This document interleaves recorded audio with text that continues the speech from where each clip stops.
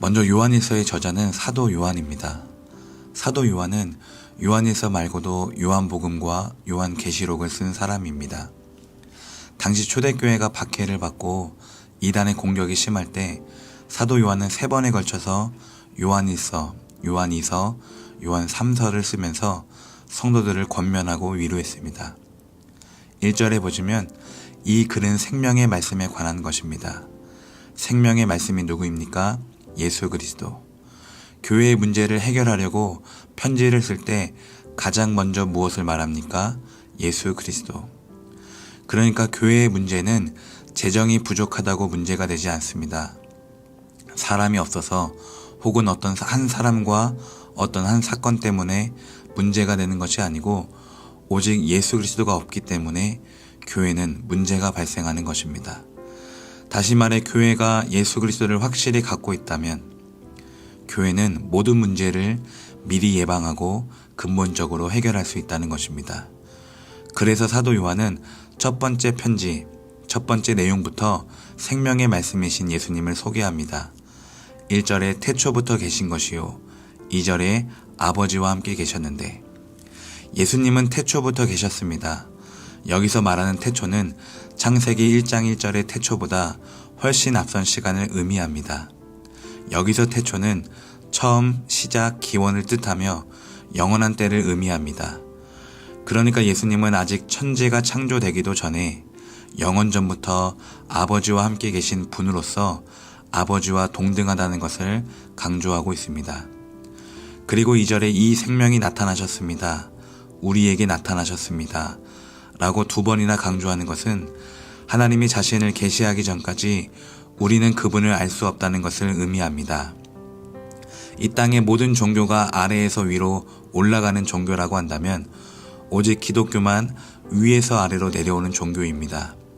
다른 종교는 자신 안에서 신을 찾고 자신의 행위에서 구원을 바라지만 오직 기독교는 우리가 아직 죄인 되었을 때에 우리가 신을 찾기도 전에 하나님이 독생자를 먼저 보내주셨습니다. 그래서 사도 요한이 생명의 말씀으로 나타나신 예수님을 듣고 보고 만져서 우리에게 증언하고 선포할 수 있는 것입니다. 이처럼 사도 요한이 증언하고 선포하는 이유, 이 편지를 쓴 목적이 3절과 4절에 나옵니다. 우리는 여러분도 우리와 서로 사귐을 가지기를 바라는 것입니다. 편지를 쓴 목적이 사귐이라고 합니다. 누구와 사귀는 것입니까? 우리의 사귐은 아들 예수 그리스도와 함께하는 사귐입니다. 예수 그리스도와 사귀는 것입니다. 개역개정은 예수 그리스도와 함께하는 누림이라고 나옵니다. 그분과 사귀면 어떻게 됩니까? 4절에 우리가 이 글을 쓰는 것은 우리 서로의 기쁨이 차고 넘치게 하려는 것입니다. 그분과의 사귐의 결과는 기쁨이라고 합니다. 그러니까 이 편지를 쓴 목적, 생명의 말씀이신 예수님을 소개한 이유, 교회의 문제를 해결하는 방법은 예수님과 사귀는 것입니다. 그분과의 사귐을 7절로 더 쉽게 이해할 수 있습니다. 7절에 하나님께서 빛 가운데 계신 것과 같이 우리가 빛 가운데 살아가면 우리는 서로 사귐을 가지게 되고 예수님과 빛 가운데 살아가는 것이 사귐입니다. 그럼 누림은 무엇입니까? 7절에 하나님의 아들 예수의 피가 우리를 모든 죄에서 깨끗하게 해주십니다. 그분과 동행하면서 그분의 보혈로 죄사함을 얻는 것이 바로 누림입니다. 그럴 때 우리에게 기쁨이 있다는 것입니다. 그러므로 사귐은 누림이고 누림이 기쁨이라면 사귐은 기쁨입니다. 오늘 여러분은 예수님과 사귀고 있습니까? 오늘 여러분은 예수님을 누리고 있습니까? 오늘 여러분은 예수님을 기뻐하십니까?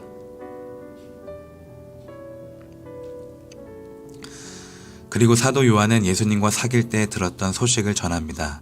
5절입니다. 우리가 그리스도에게 들어서 여러분에게 전하는 소식은 이것이니 하나님은 빛이시요 하나님 안에는 어둠이 전혀 없다는 것입니다. 하나님은 빛이시라. 이것은 하나님의 공의를 말합니다. 저는 개인적으로 하나님의 공의가 하나님의 사랑보다 앞선다고 생각합니다. 왜냐하면 아들을 보내주신 사랑도 하나님의 공의를 이루시기 위해서라고 생각하기 때문입니다. 우리는 종종 사랑이신 하나님을 생각하느라 거룩하신 하나님을 놓칠 때가 많은데 하나님의 사랑을 완성시킨 하나님의 공의를 더 많이 묵상하시기를 바랍니다. 그렇다면 하나님의 빛이신 게 우리와 무슨 상관이 있습니까? 상관이 있습니다. 6절입니다. 우리가 하나님과 사귀고 있다고 말하면서 그대로 어둠 속에 살아가면 우리는 거짓말을 하는 것이요 진리를 행하지 않는 것입니다. 하나님은 빛이시기 때문에 우리의 어둠을 미워하십니다. 함께 할 수 없습니다. 그래서 그 어둠을 해결하기 위해 독생자 예수 그리스도를 보내주셨습니다. 9절과 10절입니다. 우리가 우리 죄를 자백하면 하나님은 신실하시고 의로우신 분이셔서 우리 죄를 용서하시고 모든 불의에서 우리를 깨끗하게 해주실 것입니다. 우리가 죄를 지은 일이 없다고 말하면 우리는 하나님을 거짓말쟁이로 만드는 것이며 하나님의 말씀이 우리 속에 있지 아니합니다. 말 그대로입니다. 해석할 것도 없습니다. 우리의 죄를 용서하시고 깨끗하게 씻어주시는 분이 누구입니까? 하나님께서 예수 그리스도의 피로 우리의 죄를 용서하시고 깨끗하게 해주셨습니다. 적용하기를 오늘도 우리가 우리의 죄를 깨끗하게 하려고 노력합니까? 아니면 나는 지은 죄가 없다고 떳떳하다고 자신을 속이고 있습니까? 아니면 이미 죄가 문화가 돼버려서 아무렇지도 않게 여기십니까? 그래서 저는 오늘 8절을 붙잡았습니다. 8절에 우리가 죄가 없다고 말하면 우리는 자기를 속이는 것이요 진리가 우리 속에 없는 것입니다. 예수님을 믿으면서 자신의 죄를 회개하지 않는 사람이 가장 멍청하다고 생각합니다. 우리 속에 있는 진리, 예수 그리스도가 계속해서 우리 안의 어둠을 밝히시기 때문입니다. 그럴 때 이 죄를 내가 해결할 수 없어서 아파하고 몸부림치십니까? 반대로 이 죄가 이제는 내 삶에 너무나 당연한 듯이 스며든 것은 아닙니까? 사랑하는 성도 여러분, 죄가 있어도 좋습니다. 우리는 죄인입니다. 죄의 문제는 내가 해결하는 것이 아니라 하나님이 해결하는 것입니다. 오늘 사도 요한은 죄를 안 짓는 방법을 가르쳐 준 게 아니라 예수님과 빛 가운데 동행하는 사귐과 누림과 기쁨을 알려주었습니다. 예수님과 사귈 때 어둠은 저절로 사라집니다. 우리의 죄도 저절로 끊겨집니다. 어두운 방의 스위치를 누르면 빛이 들어와 어둠이 자동적으로 사라지는 것처럼 회개에 집중하십시오. 사귐에 집중하시고 빛에 집중하시고 예수님께 집중하십시오. 그럴 때 우리가 아파하는 죄는 자연스럽게 사라질 것입니다. 교회의 문제도 해결될 것입니다. 사실 진짜 문제는 회개를 멈추는 것입니다. 사귐을 멈추고 누림을 멈추고 어둠 속에서 혼자 끙끙 고민하는 것입니다. 그러므로 밖으로 나오십시오. 우리 성도님들에게 혹은 담임 목사에게 기도해달라고 전화하시고 도움을 요청하십시오. 함께 고민하고 함께 기도하면서 이 좁은 길을 함께 걸어갔으면 좋겠습니다. 오늘 사도 요한은 계속해서 예수님을 소개하고 있습니다. 1절에 아버지 앞에서 우리에게 대언자가 있으니, 대언자는 대변자, 위로하는 자, 보혜사라고 해석이 가능한데 세 번역이 아주 좋습니다. 변호해 주시는 분, 아버지 앞에서 우리를 변호해 주시는 분, 변호사라고 이해를 하시는 게 가장 좋습니다. 그분이 바로 우리 예수님이시다라고 말합니다. 변호사를 넘어서 2절에 보니까 그는 우리 죄를 위한 화목제물이니, 변호사를 넘어서 화목제물까지 되셨습니다. 그러니까 변호사가 우리를 재판장에서 변호를 해주면서 우리의 죄값 역시 다 갚아준 꼴이 된 것입니다. 왜 그렇게 무모한 일을 했을까요? 왜냐하면 하나님이 우리를 진짜 사랑하시기 때문입니다. 또한 우리가 아주 완벽한 죄인이기 때문입니다. 주님 말고는 우리를 살릴 수 있는 방법이 전혀 없는 아주 완벽한 죄인이기 때문에 우리 주님이 친히 화목 제물이 되셨습니다. 우리가 얼만큼 죄인이냐? 3절에 보니까 우리는 그의 계명을 지키지 않는 사람입니다. 그래서 우리는 거짓말하는 자, 진리가 우리 속에 있지 아니한 사람입니다. 5절에 우리는 하나님의 말씀을 지키는 자가 아닙니다. 그래서 우리 안에 하나님의 사랑이 없고 또 우리가 그의 안에 있는 줄도 우리는 잘 모릅니다. 6절에 우리는 그의 안에 산다고 말할 수가 없습니다. 말할 수 없는 자입니다. 왜냐하면 하나님이 행하시는 대로 우리는 행하지 않기 때문에 우리는 그렇게 말할 수가 없습니다. 그러니까 계명과 말씀과 행함을 우리는 지키지 않아서 우리 속에 하나님의 사랑도 없고 진리도 없고 또 우리도 그 안에 있다고 말할 수가 없습니다. 이것이 바로 옛 계명이라고 말합니다. 7절에 보니까 너희가 처음부터 가진 옛 계명. 여기서 말하는 옛 계명은 그냥 10계명으로 이해를 하시면 좋습니다. 율법으로 생각을 하시면 됩니다. 우리는 이러한 율법들을 지킬 수가 없었습니다. 계명과 말씀과 행함을 우리의 뜻대로, 우리의 의지대로 이런 것들을 지켜나갈 수가 없었습니다. 그래서 8절에 다시 내가 너희에게 새 계명을 쓰노니, 새 계명은 예수님께서 10계명을 요약해서 말씀해 주신 하나님 사랑과 이웃 사랑을 말합니다. 그러니까 이 새 계명은요, 율법이 아니고 예수님의 말씀으로 이해하시면 좋을 것 같아요.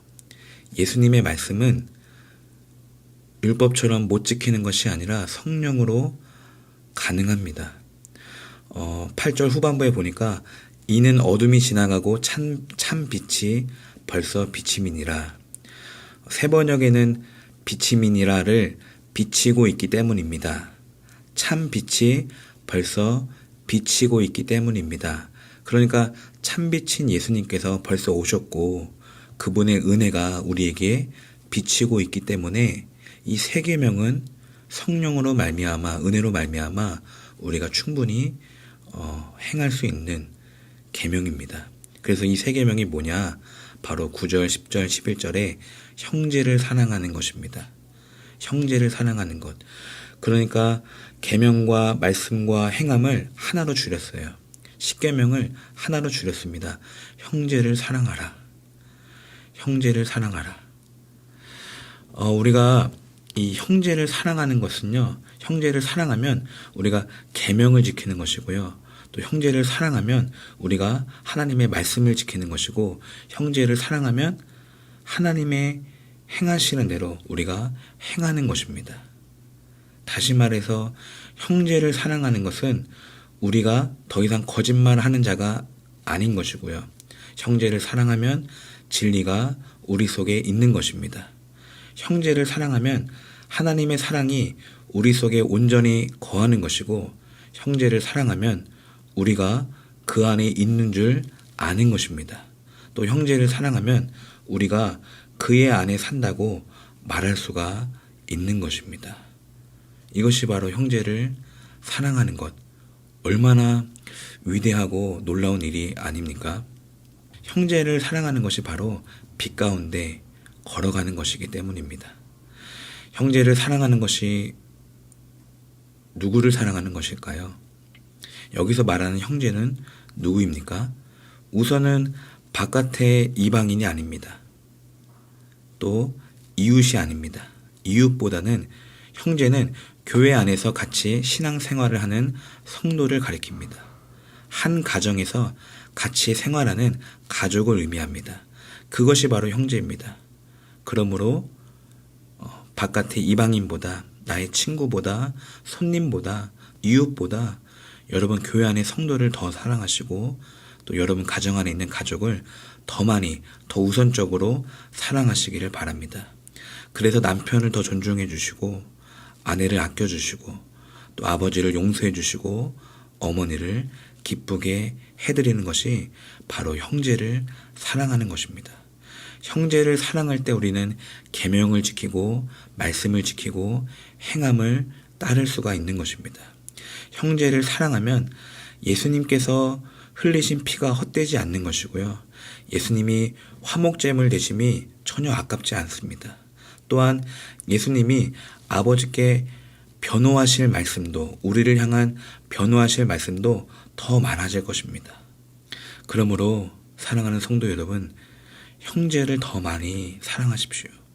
특별히 2021년도에는 가족을 더 많이 신경 쓰고 더 마음 쓰시기를 바랍니다.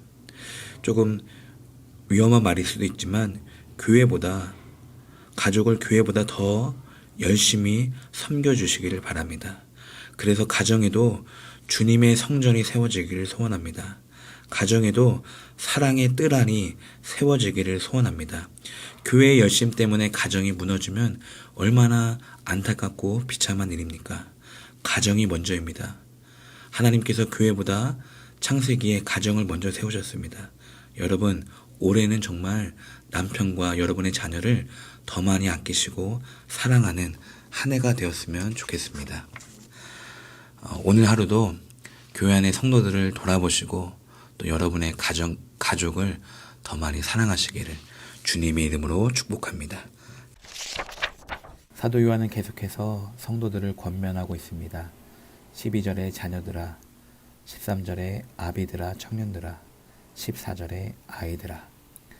자녀든 아비든 청년이든 아이들이든 순서가 중요합니다. 12절에 받았음이요, 13절에 알았음이요, 또 13절 후반에 이기었음이라. 받았음과 알았음과 이기었음. 첫 번째는 죄사함을 받는 것입니다. 두 번째는 하나님을 아는 것입니다. 세 번째는 세상을 이기는 것입니다. 첫 번째 받았음은 우리가 회개하고 하나님이 용서하는 것입니다. 영접할 때 일어나는 일이죠. 우리 사중복음, 교단의 사중복음으로 말하면 중생의 복음을 이야기할 수 있습니다. 거듭나는 것을 의미합니다. 우리가 죄사함을 받을 때 성령의 역사로 말미암아 새 생명을 얻고 또 그 사람의 심령과 인격 전체가 근본적으로 변하는 중생의 은혜를 체험하게 됩니다. 두 번째는 태초부터 계신 이를 알았으며 하나님을 아는 지식을 말합니다. 사중복음으로 말하면 성결과 신유에 해당된다고 생각합니다. 성결은 우리가 중생한 다음에 일어난 은혜인데 성령 세례를 말합니다. 오순절 마가의 다락방처럼 성결의 은혜를 체험하는 것입니다. 우리가 하나님을 알아갈 때 성결의 은혜를 체험하고요. 또 신유의 복음도 이때 경험한다고 생각합니다. 신자가 하나님의 보호로 항상 건강하게 지내는 것을 의미합니다. 그러니까 하나님을 알아갈 때 우리의 몸과 마음이 계속해서 깨끗해지고 회복되어지는 것을 알 수 있습니다. 마지막 세 번째는 이기었음이라. 이것은 사중복음의 마지막 재림의 복음이라고 생각이 됩니다. 예수님께서 다시 오실 때 이 세상을 통치하시고 또 하나님의 나라를 세우실 때 악한 자는 그 행위대로 징계하시고 믿는 자는 하나님의 은혜로 세워주실 것입니다. 그러니까 받았음과 알았음과 이기었음, 이 순서를 잘 기억하시기를 바랍니다. 여기서 이기었음을 좀 더 자세히 보면 14절에 하나님의 말씀이 너희 안에 거하시며 너희가 흉악한 자를 이기었음이라. 하나님의 말씀이 우리 안에 거할 때 우리가 악한 자를 이기고 태초부터 계신 이를 알고 그의 이름으로 죄사함을 받을 수가 있습니다. 말씀이 우리 안에 거할 때 우리가 세상을 이기고 예수님을 알고 예수님의 이름으로 죄사함을 받습니다. 오늘도 말씀이 여러분 안에 거하시기를 주님의 이름으로 축복합니다. 여기서 말씀은 예수님을 가리킵니다. 그런데 예수님께서 오늘 사도 요한을 통해서 다시 한번 말씀하시는 것이 바로 15절입니다. 세상을 사랑하지 말라. 어제는 형제를 사랑하라고 말씀하셨고 오늘은 세상을 사랑하지 말라라고 말씀하십니다. 왜냐하면 세상을 사랑하는 마음이 아버지를 사랑하는 마음을 밀어내기 때문입니다. 왜 그렇습니까? 이 세상의 모든 것이 16절에 세상의 모든 것이 육신의 정욕과 안목의 정욕과 이생의 자랑이기 때문에 그것들은 아버지께로부터 온 것도 아니고 또 아버지를 사랑하는 마음을 밀어낸다고 말씀합니다. 15절에 세상을 사랑하면 아버지의 사랑이 그 안에 있지 아니하니 사랑을 밀어낸다고 말씀하십니다. 육신의 정욕은 육체의 욕망을 가리킵니다. 내 마음대로 하고 싶은 것, 모든 것을 내 뜻대로 하려는 마음입니다. 또 안목의 정욕은 눈의 욕망을 가리킵니다. 눈으로 보기에 보암직하고 먹음직스러운 것들, 내가 먹고 싶고 갖고 싶은 그런 욕심들을 말합니다. 또 이생의 자랑은 이 세상 살림에 대한 자랑, 잘난 체를 가리킵니다. 이런 것들이, 다시 말해서 이런 것들이 하나님을 사랑하는 마음을 밀어낸다라고 이야기하고 있습니다. 그리고 17절에 이 세상도 그 정욕도 지나가되 오직 하나님의 뜻을 행하는 자는 영원히 거하느니라. 세 번역이 참 좋습니다. 이 세상도 사라지고 이 세상의 욕망도 사라지지만 하나님의 뜻을 행하는 사람은 영원히 남습니다. 그러니까 사라지는 것들을 위해서 열심히 살아가는 인생이 얼마나 불쌍합니까? 세상도 사라지고 그 정욕도 지나가기 때문입니다. 그러나 썩지 않고 사라지지 않는 영원한 것을 위해서 살아가는 인생은 복됩니다. 가장 복됩니다. 썩지 않고 살아가지 않는 것이 무엇입니까? 우리 주님이십니다. 예수님을 위해서 살아가는 인생이 가장 복된 것은 세상이 사라져도 영원히 남기 때문입니다. 그리고 사도 요한은 이 시기와 교회를 괴롭히는 이단의 정체를 밝히 드러냅니다. 18절에 아이들아 지금은 마지막 때라. 적 그리스도가 오리라 하는 말을 너희가 들은 것과 같이 지금도 많은 적 그리스도가 일어났으니 그러므로 우리가 마지막 때인 줄을 아노라. 그리고 22절에 거짓말하는 자가 누구냐? 예수께서 그리스도이심을 부인하는 자가 아니냐? 아버지와 아들을 부인하는 그가 적 그리스도니. 이 마지막 때와 적 그리스도가 어느 한 시대, 어느 한 인물로 적용될 수 있겠지만 저는 개인적으로 날마다 예수를 부인하는 우리가 바로 적 그리스도라고 생각합니다. 부인하며 살았던 바로 오늘이 마지막 때라고 저는 생각합니다. 그러니까 하나님의 말씀이 우리 안에 있으면 우리가 세상을 이기고 또 태초부터 계신 이를 알고 또 죄사함을 받는 것이지만 하나님의 말씀이 우리 안에 없으면 우리가 예수님을 부인하면 바로 우리가 적 그리스도라는 것입니다. 시편 23편으로 말하면 내가 바로 사망의 골짜기라는 것이에요. 그러므로 오늘 메시지는 세상을 사랑하지 말라는 것입니다. 세상을 사랑하는 것은 예수님을 부인하는 것이기 때문입니다. 오늘 이 말씀을 붙잡으시기 바랍니다. 어제는 형제를 사랑하라. 오늘은 세상을 사랑하지 말라. 사실 이 두 말씀은 같은 말씀, 하나의 말씀입니다. 예를 들어 볼까요? 우리가 하나님을 사랑하면 하나님이 싫어하는 죄를 우리도 싫어해야 합니다. 그것이 사랑하는 것입니다. 그것이 하나님을 사랑하는 것입니다. 이와 마찬가지로 형제를 사랑하면 세상을 미워합니다. 세상을 사랑하면 형제를 미워합니다. 그러니까 어제 형제를 사랑하라. 그리고 오늘 세상을 사랑하지 말라라는 말씀은 같은 한 말씀입니다. 그리고 25절에 그가 우리에게 약속한 것은 이것이니 곧 영원한 생명이니라.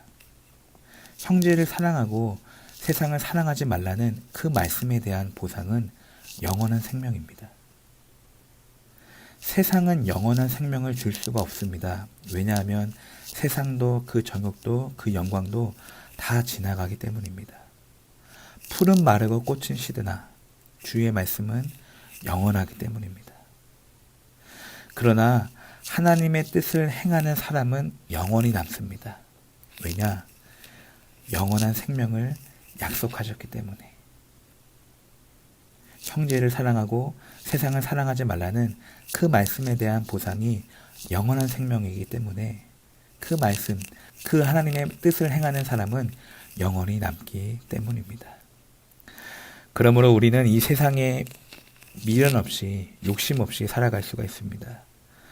영원한 생명에 비하면 이 세상은 잠시 지나가는 안개와 같습니다. 그날 주님 품에 안겨서 왜 우리가 그토록 이 짧은 인생 즐겁게 살다 오지 못했을까? 왜 근심 걱정만 그리고 일만 하다 왔을까? 왜 하나님을 더 열심히 섬기지 못했을까? 후회할 것입니다. 그래서 오늘 우리에게 기름 부으심이 필요합니다. 눈에 보이는 건 여전히 세상이니까 눈에 보이지 않는 영원한 생명을 실제로 믿기 위해서라도 오늘 우리에게 기름 부으심이 반드시 필요합니다. 27절에 보니까 오직 그의 기름 부음이 모든 것을 너희에게 가르치며 너희를 가르치신 그대로 주 안에 거하라. 그렇습니다. 오늘도 주님이 가르치시는 하루가 되시기를 간절히 축복합니다. 주님 안에 거하는 하루가 되시기를 주님의 이름으로 축복합니다. 오늘 본문은 많이 어렵습니다. 그래서 다시 읽고 조금 적어봤습니다.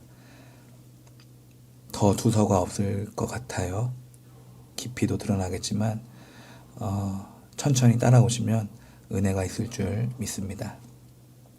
저는 오늘 본문을 세 단락으로 나눴습니다. 28절의 자녀들아, 2절의 사랑하는 자들아, 7절의 자녀들아, 그리고 10절 이러므로가 오늘 본문의 결론이라고 생각합니다. 먼저 28절의 자녀들아, 여기서 주 메시지는 그의 안에 거하라 입니다. 그의 안에 거하라 라고 말하면서 그가 강림하실 때 그의 강림하심을 강조하고 있습니다. 그러니까 그의 안에 거하는 이유가 그가 강림하실 때 부끄럽지 않기 위해서라고 말합니다. 여기서는 29절에 의를 행하는 자와 1절의 세상, 이 두 사람을 비교합니다.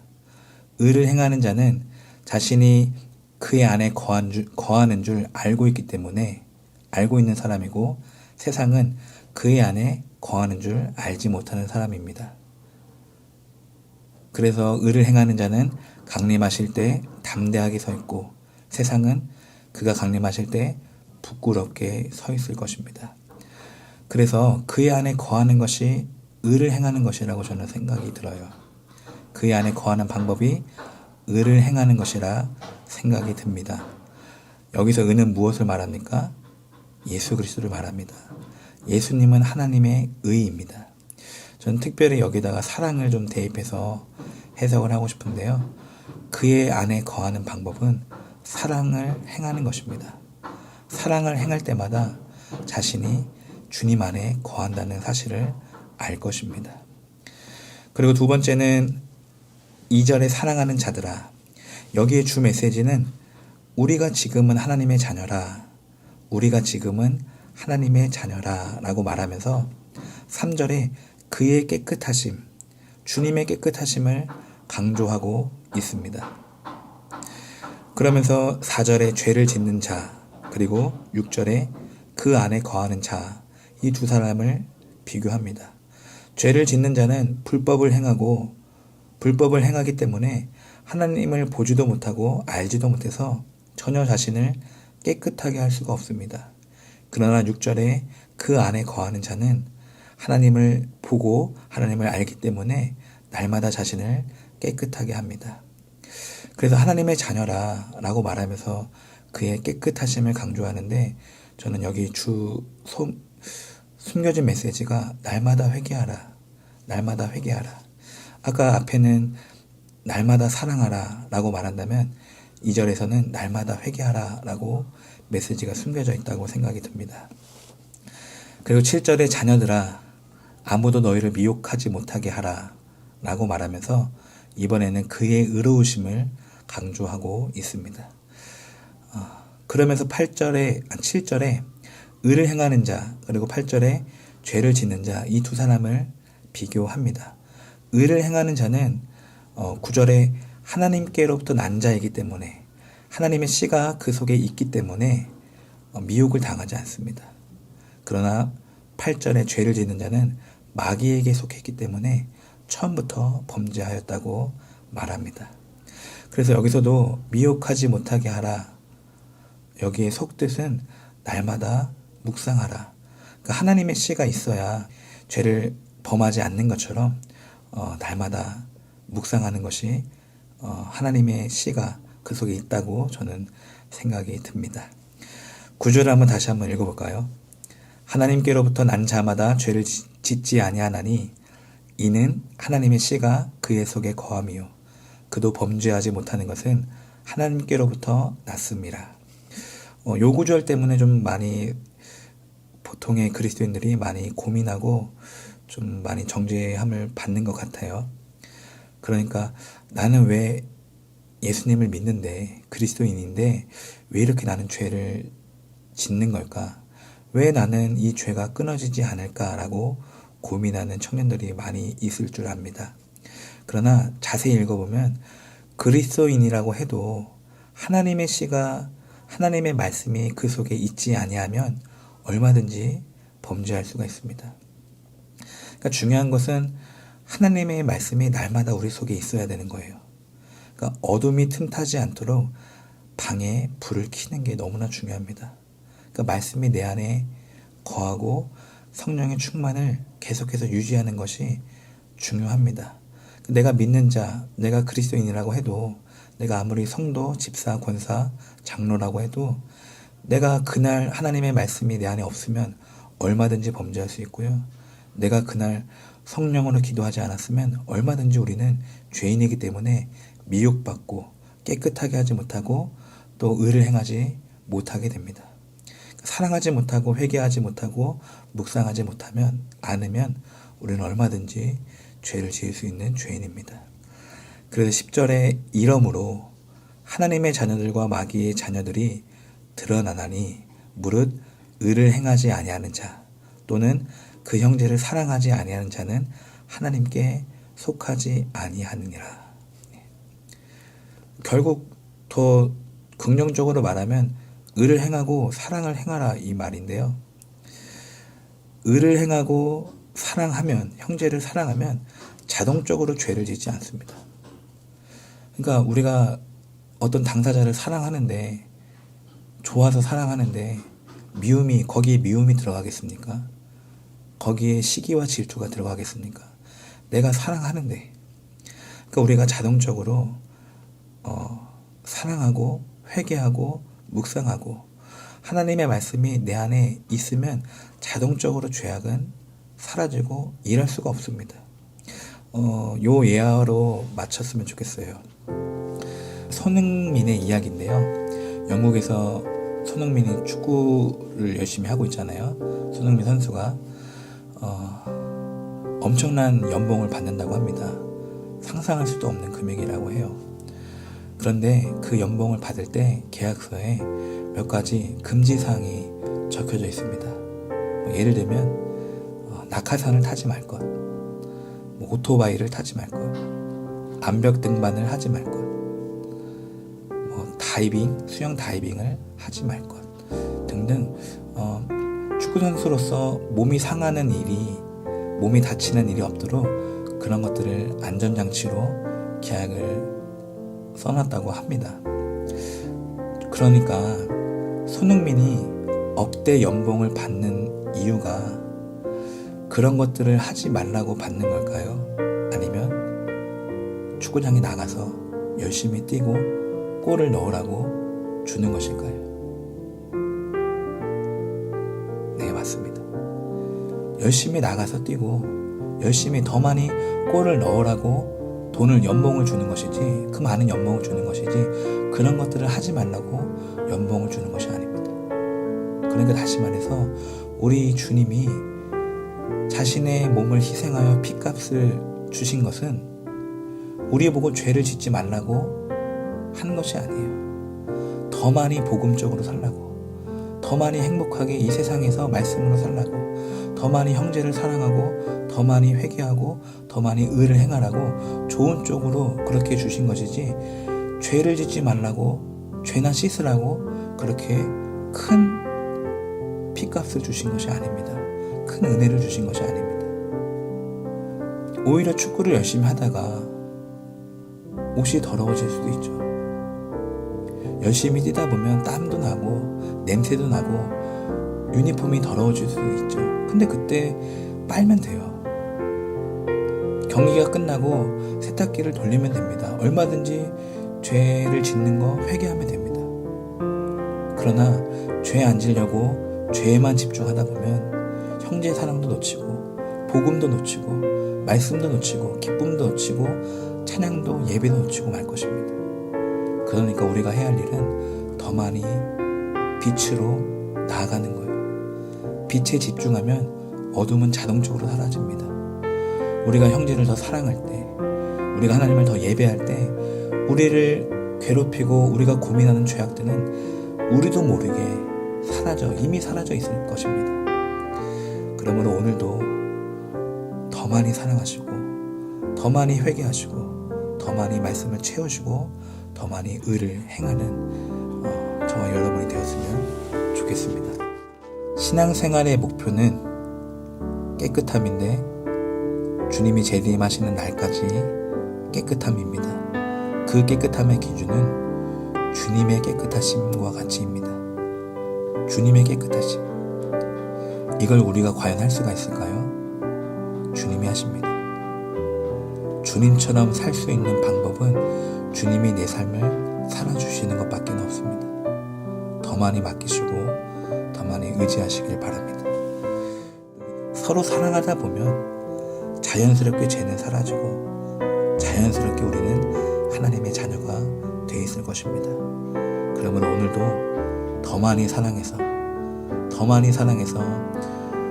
죄는 생각지도 못하고 사랑하기에 바빠서 죄를 생각지 못하는 그런 귀한 하루가 되시기를 주님의 이름으로 축복합니다.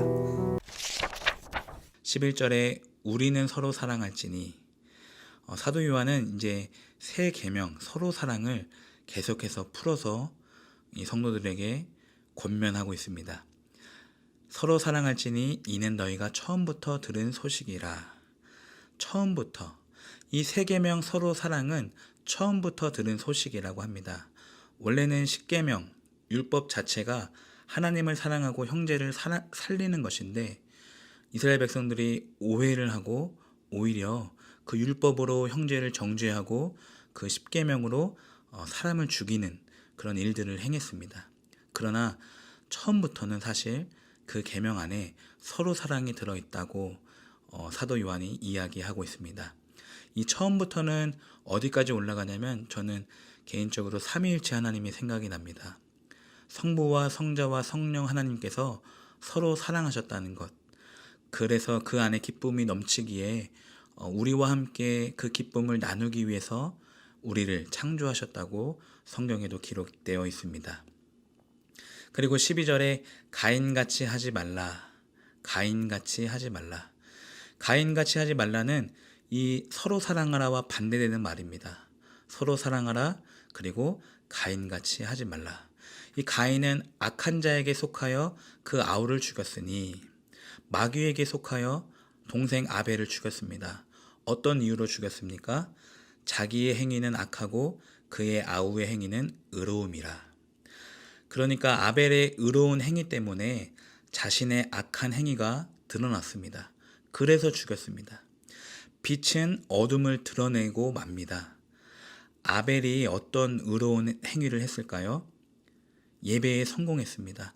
하나님께 예배할 때 전심으로 자신의 가진 것 중에서 가장 최고의 것, 가장 좋은 것을 드렸기 때문에 예배에 성공했고, 가인의 악한 행위는 그냥 나머지 것, 일부분 그것들로 하나님을 예배했기 때문에 예배에 실패했습니다. 그래서 그것이 자신의 악한 행위, 게다가 아벨 때문에 자신의 악한 행위가 드러나고 말았습니다.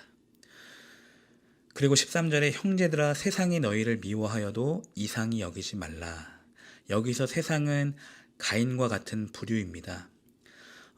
세상이 너희를 미워하는 것도 우리를 미워하는 것도 가인이 아벨을 미워하는 것과 똑같다라고 이야기하고 있습니다.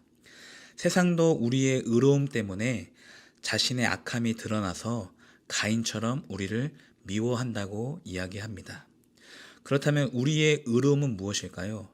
세상이 우리를 미워하는 이유가 우리의 의로움이 나타나서 그런 건데 우리의 의로움이 무엇입니까? 14절에 우리는 형제를 사랑함으로 사망에서 옮겨 생명으로 들어간 줄을 알거니와. 형제 사랑, 이것이 우리의 의로움입니다. 형제 사랑이 우리의 자랑이고 면류관, 우리의 의로움입니다. 더 정확히 말하자면 형제를 사랑하신 예수 그리스도가 우리 안에 계시기 때문에 예수님이 바로 우리의 의로움이 되는 것입니다. 예수님의 의가 우리에게 칭의가 되는 것입니다. 그리고 15절에 그 형제를 미워하는 자마다 살인하는 자니. 형제를 미워하는 자마다 살인하는 자니. 미움은 결국 살인입니다. 가인이 미워함으로 이 아벨을 살인했기 때문입니다. 가인의 미움은 어디에서 왔습니까? 예배의 실패에서 왔습니다. 예배의 실패에서. 그러므로 예배의 성공, 하나님을 만나는 예배의 성공이 너무나 중요해요. 가인은 예배에 실패했기 때문에 하나님을 오해하고 형제를 미워해서 결국 살인이라는 죄를 저질렀습니다. 그리고 16절에 그가 우리를 위하여 목숨을 버리셨으니, 여기서 그는 예수님을 가리킵니다. 이것은 가인과 반대되는 예를 말하고 있습니다. 예수님은 우리를 위하여 목숨을 버리셨으니 우리도 형제들을 위하여 목숨을 버리는 것이 마땅하니라. 목숨의 대가는 목숨입니다. 전부의 대가는 전부예요. 예수님께서 우리에게 목숨을 주셨기 때문에 우리도 형제를 위해서 목숨을 내어주는 것이 당연하다, 마땅하다는 말씀을 하고 있습니다. 그리고 17절에 누가 이 세상의 재물을 가지고 형제의 궁핍함을 보고도 도와줄 마음을 닫으면 하나님의 사랑이 어찌 그 속에 거하겠느냐. 여기서 말하는 누가는 예수님과 또 반대되는 사람을 가리켜 말합니다. 누가 이 세상의 재물을 가지고 형제의 궁핍함을 보고 도와줄 마음이 없겠느냐. 여기서 누가는 우리를 좀 대입하면 좋을 것 같아요. 재물을 가지고 형제의 궁핍함을 보았는데 도와줄 마음이 닫으면 하나님의 사랑이 어찌 그 속에 거하겠느냐. 그러니까 나의 재물은, 우리의 재물은 사실 형제의 궁핍함을 채우기 위해서 존재한다라고 생각하시면 좋습니다. 나의 재물은 형제의 궁핍함을 채우기 위해서 있는 것이지 나의 배부름을, 나의 만족함을, 나의 누림을 위해서 있는 것이 아닙니다. 내가 열심히 벌고 내가 열심히 공부하는 것은 남을 위해서, 주기 위해서 존재하는 것입니다. 그렇게 되면 하나님의 사랑이 나에게 온다는 것이에요. 재물을 주지 않을 때는, 형제의 궁핍함을 보고도 재물을 주지 않을 때는 하나님의 사랑이 어찌 그 속에 거하겠느냐. 하나님의 사랑이 내릴 수가 없습니다. 그러나 내가 형제를 위해서, 궁핍한 형제를 위해서 재물을 줄 때 하나님의 사랑이 나에게 온다는 것입니다. 왜냐하면 하나님은요, 빼앗긴 사람, 잃어버린 사람, 재물이 없는 사람에게 마음을 쓰고 관심을 두기 때문입니다. 내가 재물을 움켜쥐고 있으면 오히려 하나님은 궁핍한 형제를 바라보시고, 내가 재물을 가지고 형제에게 주면 하나님의 사랑이, 하나님의 시선이 나에게 온다는 것입니다. 그리고 18절에 자녀들아 우리가 말과 혀로만 사랑하지 말고 행함과 진실함으로 하자. 말과 혀로만 사랑하지 말고, 말과 혀는요 돈이 안 듭니다. 힘이 안 들어요. 이 돈 안 드는 말과 혀, 힘 안 드는 말과 혀로 사랑하지 말고 행함과 진실함으로 하자. 여기서 행함과 진실함이 조금 추상적이잖아요. 저는 17절, 16절을 대입해서 목숨과 재물로 사랑하자. 돈 안 들고 힘 안 드는 말과 혀로 사랑하지 말고 목숨과 재물로 사랑하자. 돈이 마음입니다, 여러분. 제가 알고 있는 목사님이 말씀하신 명언인데요. 돈이 마음이래요. 돈이 가는 곳에, 재물이 가는 곳에 우리의 마음이 가기 때문에 돈이 마음입니다. 여러분, 시간과 삶을 다해서 하나님을 섬기시고요. 목숨으로 섬기시고요. 재물로 하나님을 섬기시기를 바랍니다. 19절에 이로써, 이렇게 함으로써, 세 번역은요, 이로써를 이렇게 함으로써, 이렇게 행함과 진실함으로 사랑하면 우리가 진리에 속한 줄 알고 또 우리가 주님 앞에서 굳세게 하리니. 그러니까 우리가 그리스도 안에 있다는 것을 알게 된다는 것이에요. 우리가 행함과 진실함으로 사랑을 하면 우리가 진리에 속한 줄 알고 우리가 주님 안에 있다는 것을 우리 스스로 알게 됩니다. 그러니까 우리가 주님 안에 있으니까 주님 때문에, 그리스도 때문에 우리가 하나님 앞에 담대히 굳세게 설 수 있습니다. 그리고 20절에 중요하게 하나님을 소개합니다. 하나님은 우리 마음보다 크시고 모든 것을 아시기 때문이라. 하나님은 우리 마음보다 크신 분이십니다. 우리의 옹졸하고 치졸한 마음보다 크시기 때문에 교회의 모든 형제들을, 세상의 모든 사람들을 품어주십니다.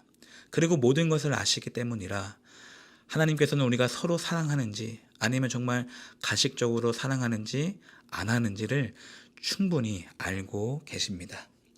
그리고 21절에 사랑하는 자들아, 만일 우리 마음이 우리를 책망할 것이 없으면 하나님 앞에서 담대함을 얻고, 22절 무엇이든지 구하는 바를 그에게서 받나니 이는 우리가 그의 계명을 지키고 그 앞에서 기뻐하시는 것을 행함이라. 그러니까 계명을 지키고 주님이 기뻐하시는 것을 행하면 우리가 기도하는 것도 받을 수 있다고 말합니다. 그리고 하나님 앞에 담대함을 얻을 수 있다고 합니다. 구원의 확신을 얻고요. 또 책망할 것이 없다고 이야기를 합니다. 계명을 지키고 하나님이 기뻐하시는 것을 행하는 것이 무엇입니까? 23절에 그의 계명은 이것이니 곧 그 아들 예수 그리스도의 이름을 믿고 그가 우리에게 주신 계명대로 서로 사랑할 것이라. 서로 사랑하라. 서로 사랑하는 것이 계명을 지키는 것이고 주님이 기뻐하시는 것을 행하는 것입니다. 서로 사랑하면 우리가 구하는 것을 받을 수가 있고요. 또 하나님 앞에 담대하게 설 수 있고요. 또 책망받을 것이 없다고 합니다. 그러니까 서로 사랑이 얼마나 중요합니까, 여러분? 어쩌면 이 서로 사랑은 눈을 뜨고 하는 기도라고 생각합니다. 움직이면서 하는 기도라고 생각을 해요. 그러니까 우리가 일을 할 때 근무 시간에도 만약에 24시간 기도를 해야 한다면 어떻게 기도할 수 있습니까? 서로 사랑하면. 서로 사랑하는 것이 바로 그것이 기도하는 것입니다. 형제를 사랑하는 것으로 여러분의 간절한 기도 제목에 응답이 있으시기를 주님의 이름으로 축복합니다. 그리고 24절에 그의 계명을 지키는 자는 주 안에 거하고 주는 그 안에 거하시나니 우리에게 주신 성령으로 말미암아 그가 우리 안에 거하시는 줄을 우리가 아느니라. 성령으로 말미암아 우리가 주님 안에 거하고 주님이 우리 안에 있는 것을 성령으로 말미암아 안다라고 말합니다. 그러니까 이 말씀은 성령으로 말미암아 우리가 형제를 사랑할 수 있다라고도 해석할 수가 있을 것 같아요. 그러니까 형제 사랑을, 서로 사랑을 어떻게 하느냐? 내 감정, 내 지식, 내 사랑으로 할 수가 없습니다. 성령으로 말미암아 형제를 사랑할 수 있습니다. 그리고 성령으로 말미암아 형제를 사랑했더니 우리가 주님 안에 거한 것을 우리 스스로 알고 주님도 우리 안에 있다는 것을 알 수가 있습니다. 그러므로 형제 안에 거하시는 그리스도를 바라보십시오, 여러분. 형제의 장점과 단점을 바라보면 사실 사랑하기가 어렵죠. 그러나 그 안에 계신 그리스도를 바라보세요. 남편 안에, 자녀 안에 계신 그리스도를 섬기시고 그리스도를 사랑하는 것입니다. 그것이 바로 형제를 사랑하는 것입니다. 형제를 사랑할 수 있는 방법입니다. 자, 한번 정리를 한번 해보겠습니다. 형제 사랑. 형제 사랑하는 것은요, 새 계명이 아닙니다. 사실은 처음부터 주신 계명입니다. 이것은 삼위일체 하나님께서 서로 사랑하셨고, 또 십계명에도 율법 자체도 사실은 정죄하는 것이 아니라 사랑하라라고 주신 것입니다. 그리고 형제 사랑은 우리의 의로움입니다.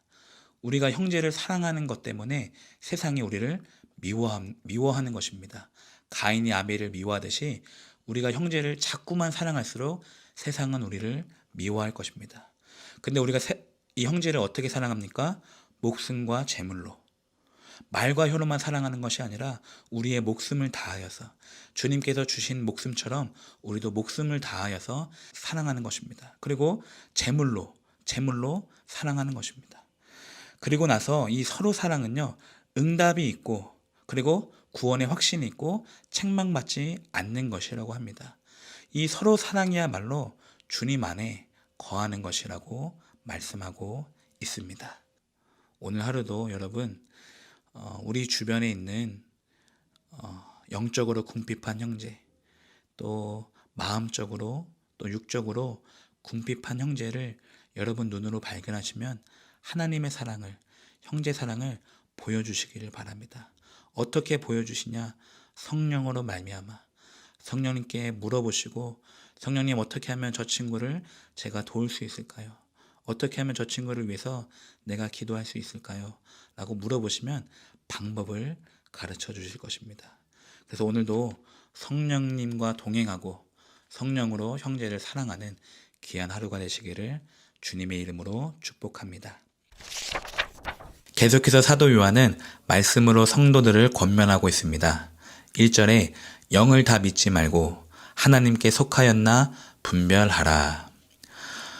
그 영이 성령인지 악한 영인지 분별할 수 있는 방법은 딱 한 가지가 있습니다. 그 영이 만약에 성령이라고 한다면 성령 사역 후에 결과는 예수님이 높아지는 것입니다. 예수님을 더 많이 찬양하고 예수님께 더 가까이 나아가는 사역이라면 그 영은 성령으로 사역한 게 맞습니다. 그러나 악한 영, 세상의 영, 자신의 생각과 자신의 감정대로 사역을 한 것이라면 자신이 높아집니다. 사역자가 드러나고 사역자가 더 높아지는, 예수님보다 더 높아지는 꼴이 났을 때는 그것은 성령이 하나님께 속한 영이 아니라는 것을 우리가 분별할 수 있습니다. 왜냐하면 성령님은 예수님을 증거하는 영이시기 때문입니다. 그래서 제자들이 마가의 다락방에서 성령님을 기다렸던 것입니다. 성령이 있어야 나가서 예수님을 증거할 수 있기 때문입니다. 왜냐하면 성령님은요, 예수님을 가장 잘 아시는 분이시기 때문입니다.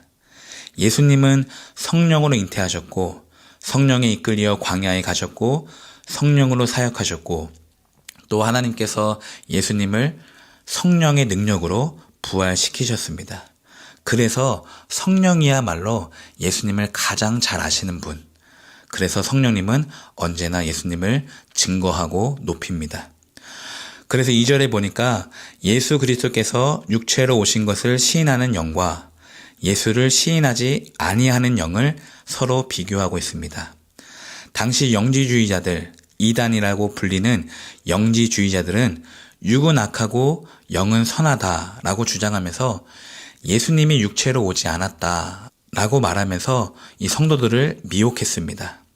그러니까 사도 요한은 예수님을 시인하지 아니하는 영마다 곧 적그리스도의 영이다라고 확실하게 그들의 이단성을 드러내고 있는 것입니다. 그리고 지금도 벌써 세상에 있다고 경계하라고 말씀하고 있습니다. 그리고 6절에 보니까요, 진리의 영과 미혹의 영을 또다시 비교를 합니다. 진리의 영에 붙잡힌 하나님의 사람들과 미혹의 영에 붙잡힌 세상 사람들을 비교하고 있습니다. 먼저 미혹의 영에 붙잡힌 세상 사람들의 특징은 5절에 보니까 세상에 속해 있다. 그리고 세상에 속한 말을 한다. 그리고 세상이 그들의 말을 듣는다라고 말합니다. 그러니까 우리가 하나님 안에 속한 것처럼 이 세상 사람들은 세상에 속해 있어서 세상의 말을 하고 세상도 그들의 말을 듣는다고 합니다. 반면에 진리의 영에 붙잡힌 하나님의 사람들은 4절에 하나님께 속해 있고 또 5절에 하나님께 속한 말을 하고 또 하나님이 그들의 말을 듣는다라고 말합니다. 이 4절과 6절의 큰 특징, 두 가지 특징이 있는데요. 4절 후반부에 보니까요. 또 그들을 이기었나니 하나님께 속한 사람들은 세상을 이기었다고 말합니다. 그러니까 하나님께서 가나안 땅을 이미 이스라엘 백성들에게 주신 것처럼 우리 자녀들도 이미 세상을 이기었다고 말씀하고 있습니다. 왜냐하면 우리 안에 계신 하나님이 세상보다 크시기 때문입니다. 그래서 세상은 우리의 밥이고요. 전혀 두려워할 대상이 아닙니다. 그리고 6절에 보니까요. 말을 듣고 말을 듣지 아니하고 하나님의 사람들과 세상 사람들이 말이 통하지 않는다라고 말합니다. 왜냐하면요. 이 생각이 다르고 언어가 다르고 결과가 다르기 때문에 전혀 대화가 되지 않습니다. 그러나 하나님의 사람들끼리는 서로 대화가 기쁩니다. 여러분 주변에 종종 영이 통하는 사람이 있지 않습니까? 신앙 색깔이 조금 비슷한 사람이 있지 않습니까? 그 사람과 오래도록 만나지 않아도 오랜만에 만나더라도 그 대화가 얼마나 기쁜지 몰라요. 서로 그 안에서 주님과 함께 교제하기 때문입니다. 7절에 보니까요. 우리가 서로 사랑하자. 사랑하는 자마다 하나님으로부터 나서 하나님을 알고 사랑하지 아니하는 자마다 하나님을 알지 못하나니 하나님은 사랑이심이라. 하나님은 사랑이심이라. 어제는 하나님은 우리 마음보다 크시고 모든 것을 아시기 때문이다 라고 말했고요. 또 첫날에는 하나님은 빛이시라 라고 말을 하고 있습니다. 오늘은요. 하나님은 사랑이심이라. 사도 요한은 다시 한번 하나님을 소개하고 있습니다. 우리 하나님은 사랑이십니다. 그러니까 드디어 이유가 밝혀진 것입니다, 여러분. 우리가 왜 서로 사랑해야 되고 계명을 지켜야 되는지 이유가 밝혀졌어요. 그것은 하나님이 사랑이시기 때문입니다. 우리가 가인같이 하지 말아야 되고 깨끗이 해야 되는 이유는 하나님이 사랑이시기 때문입니다. 왜 우리가 기름 부으심을 받고 하나님의 뜻을 행해야 됩니까? 왜 우리가 형제를 사랑해야 되고 하나님과 사귀어야 됩니까? 그 이유가 바로 하나님은 사랑이시기 때문입니다.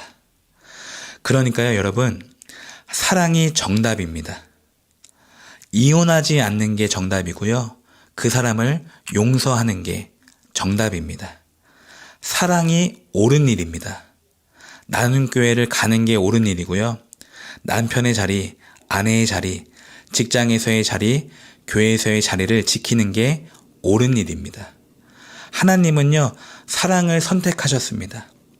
하나님이 사랑을 옳다고 하셨어요. 그래서 우리도 하나님 편에 서는 것이 옳습니다. 그러니까 하나님이 사랑을 선택하시고 이 선함을 선택하셨다는 것이 얼마나 우리에게 큰 다행으로 오는지 몰라요. 만약에 하나님이 미움을 선택하셨고 악함을 선택했던 신이라고 한다면 우리 역시 날마다 악해야 되고 우리 역시 날마다 미워해야 될 것입니다. 그러나 우리 하나님은 사랑이심이라. 9절과 10절에 보니까요. 하나님이 자기를 독생자를 세상에 보내심은 그로 말미암아 우리를 살리려 하심이라. 10절에 사랑은 여기에 있으니 우리가 하나님을 사랑한 것이 아니요 우리를 살리려 하심이라. 우리를 살리려 하심이라. 하나님의 뜻은요, 우리를 살리는 것입니다. 우리에게 허락하신 모든 고난과 사건과 문제와 사람 속에서 하나님의 속뜻은 우리를 살리려 하심이라. 죽이는 게 목적이 아니고요, 살리는 게 목적입니다. 그래서 여러분, 하나님을 오해하지 마세요.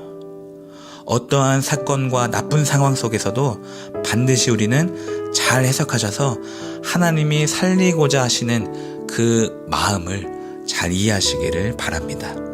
11절에 하나님이 이같이 우리를 사랑하셨은즉 우리도 서로 사랑하는 것이 마땅하도다. 하나님이 이같이 우리를 사랑하셨은즉 우리도 서로 사랑하는 것이 마땅하도다. 형제를 사랑함으로 하나님의 사랑을 보답할 수만 있다면 얼마나 좋겠습니까? 그러나 사실 그럴 수 없습니다. 다만 형제를 사랑함으로 우리가 하나님께 사랑받았음을, 사랑받고 있음을 보여줄 뿐입니다. 12절에 만일 우리가 서로 사랑하면 하나님이 우리 안에 거하시고 우리 안에 온전히 이루어지느니라. 서로 사랑하면, 우리가 서로 사랑하면 하나님이 우리 안에 거하신다라고 말합니다. 그렇습니다. 우리 기독교 신앙은요, 공동체 신앙입니다. 제 아무리 혼자 거룩해도 하나님의 사랑이 그 안에 이루어질 수가 없어요. 혼자 신앙생활하면, 혼자 사랑하면 하나님이 그 안에 사랑으로 이루어질 수가 없습니다. 형제를 사랑해야 하나님이 우리 안에 거하신다고 오늘 사도 요한이 말씀하고 있습니다. 그러니까 형제를 사랑함으로 하나님의 사랑이 우리 안에 온전히 이루어지는 것이라면 형제는 무엇입니까? 오늘 우리에게 하나님을 향해 나아가는 징검다리의 역할을 하는 것입니다. 형제는 징검다리입니다. 그러므로 남편과 자녀를 너무 미워하지 마십시오, 여러분. 직장 상사나 동료를 너무 미워하지 마세요. 혹은 성도와 형제, 내 마음에 맞지 않는다고 너무 미워하지 마시길 바랍니다. 그 형제를 통해서 나의 인격이 성숙되어지고 하나님께 나아가는 기회가 되기 때문에 형제 사랑은 우리에게는 너무나 놀라운 축복인 것입니다. 오늘도 형제를 사랑하심으로 전도와 선교가 저절로 이루어지시고 오늘도 우리에게 허락되어진 모든 상황 속에서 하나님의 뜻을, 우리를 살리려 하심을 잘 발견하시고 하나님은 사랑이심이라 그 사랑이신 하나님을 붙드시고 또 영을 분별하는, 예수님을 높이는 성령님과 함께 동행하는 거룩하고 복된 하루가 되시기를 주님의 이름으로 축복합니다. 13절, 성령을 우리에게 주심으로, 성령을 우리에게 주심으로 나타나는 것이 있습니다. 13절에 우리가 그 안에, 그가 우리 안에. 15절, 하나님이 그의 안에, 그도 하나님 안에. 16절, 그가 하나님 안에, 하나님도 그의 안에. 성령을 우리에게 주심으로 우리가 그 안에, 그가 우리 안에 거하시는 것을 안다라고 말합니다. 그리고 성령이 우리에게 임하면 구체적으로 세 가지가 나타난다고 합니다. 첫 번째는 14절에 아버지가 아들을 세상에 구주로 보내신 것을 안다라고 말합니다. 두 번째는 15절에 예수를 하나님의 아들이라 시인한다라고 말합니다. 세 번째는 16절에 하나님이 우리를 사랑하시는 것을 믿는다라고 말합니다. 그러니까 보내신 것과 시인하는 것과 믿는 것, 이 세 가지가 성령이 우리에게 주시면 나타나는 현상이라고 말합니다. 그래서 17절에 이로써 사랑이 우리에게 온전히 이루어진 것은, 그러니까 성령이 우리에게 주신 것과 사랑이 우리 안에 온전히 이루어진 것은 동일한 말 같아요. 사랑이 우리 안에 온전히 이루어지면 아까 말한 세 가지, 보내신 것과 시인하는 것과 믿는 것, 다시 말해서 보내신 것을 시인하고 믿게 된다는 것입니다. 이 또한 우리로 심판날에 담대함을 가지게 하려 함이니, 심판날에 담대함을 가지게 하려 함이니, 결국 살리는 게 목적입니다. 심판날에 우리를 죽이는 게 목적이 아니라 심판날에도 살릴 수 있도록 담대함을 주시고자 우리 안에 성령을 주시고 그 사랑이 온전케 이루어지게 만드는 것입니다. 그렇습니다. 이 온전한 사랑이 18절에 보니까요, 두려움을 내어 쫓는다고 말합니다. 이 18절에는 두려움이 4번이나 등장을 합니다. 그리고 사랑은 3번이나 등장을 합니다. 한번 읽어볼까요? 사랑 안에 두려움이 없고 온전한 사랑이 두려움을 내어 쫓나니 두려움에는 형벌이 있음이라. 두려워하는 자는 사랑 안에서 온전히 이루지 못하였느니라. 세 번역으로도 한번 읽어드리겠습니다. 사랑에는 두려움이 없습니다. 완전한 사랑은 두려움을 내쫓습니다. 두려움은 징벌과 관련이 있습니다. 두려워하는 사람은 아직 사랑을 완성하지 못한 사람입니다. 네. 좋은 말이네요. 두려워하는 사람은 아직 사랑을 완성하지 못한 사람입니다. 아직 성령이 그 안에 계시지 않는다고 말씀하고 있습니다. 그러니까 하나님의 사랑이 세상을 주는 두려움을 몰아냅니다. 두려움이 찾아올 때마다 우리가 붙잡을 것은 하나님이 지금도 여전히 나를 사랑하신다는 것입니다. 그냥 우리가 말로만 하나님이 당신을 사랑합니다 라고 축복하고 인사할 게 아니라 우리가 그 말을 곰곰이 생각하고 붙잡아야 되는 것은 두려움이 찾아올 때마다 하나님이 나를 사랑하신다. 이 말씀을 계속해서 붙잡으시길 바랍니다. 하나님이 어떻게 사랑하십니까? 19절에 우리가 사랑함은 그가 먼저 우리를 사랑하셨습니다. 그가 먼저 우리를 사랑하셨습니다. 먼저 사랑하셨음에는 우리의 공로가 들어가 있지 않습니다. 먼저 사랑하셨습니다. 여기에는요, 우리가 잘한 것도 없고 못한 것도 없습니다. 그가 먼저 사랑하셨습니다. 여기에는 우리의 열심도 노력도 들어가 있지 않습니다. 심지어 회개조차도 들어가 있지 않습니다. 그저 우리의 존재 자체만으로 우리를 먼저 사랑하셨습니다.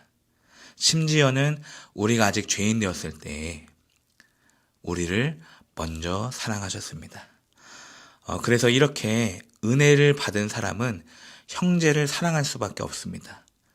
먼저 사랑받음을 받은 사람은 형제를 사랑할 수밖에 없는데, 왜냐하면 큰 빚을 탕감받았기 때문에 작은 빚을 용서할 수 있습니다.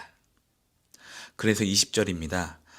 사랑하노라 하고 미워하면 이는 거짓말하는 자니 형제를 사랑하지 아니하는 자는 하나님을 사랑할 수 없느니라.